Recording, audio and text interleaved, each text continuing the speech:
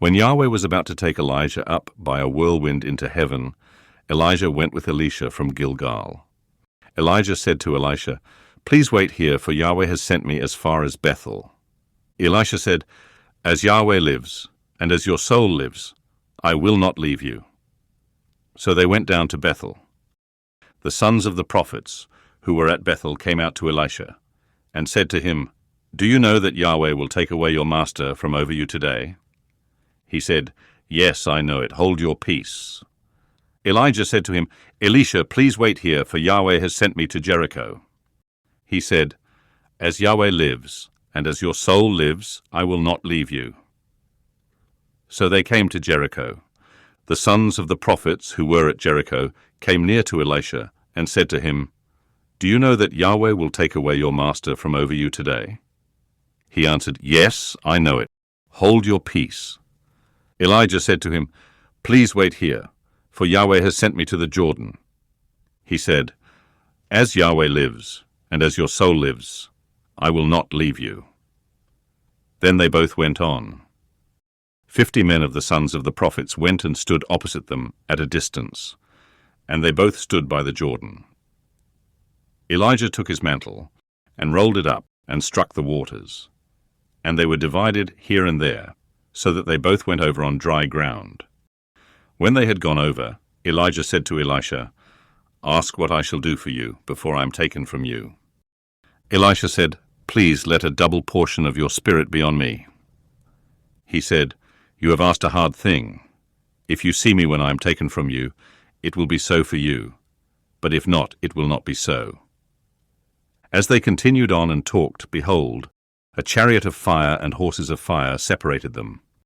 And Elijah went up by a whirlwind into heaven. Elisha saw it, and he cried, my father, the chariots of Israel and its horsemen."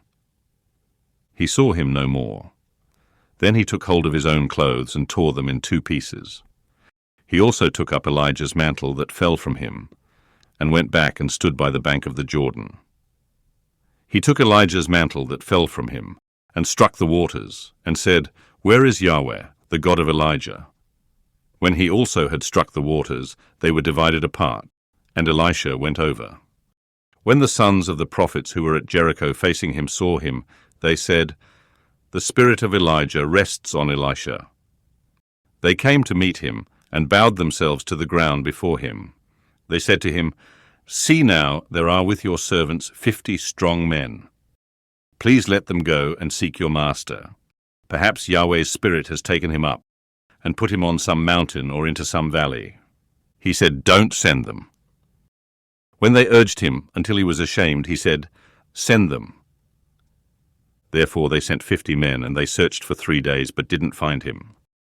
They came back to him while he stayed at Jericho, and he said to them, "Didn't I tell you, don't go?"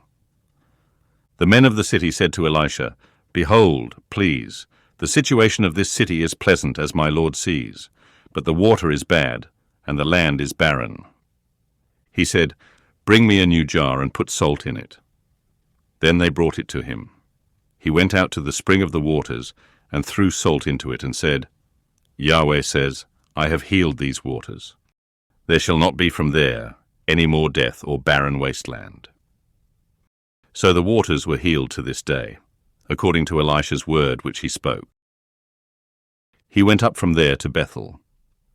As he was going up by the way, some youths came out of the city and mocked him, and said to him, "Go up, you baldy, go up, you baldy." He looked behind him and saw them, and cursed them in Yahweh's name. Then 2 female bears came out of the woods, and mauled 42 of those youths.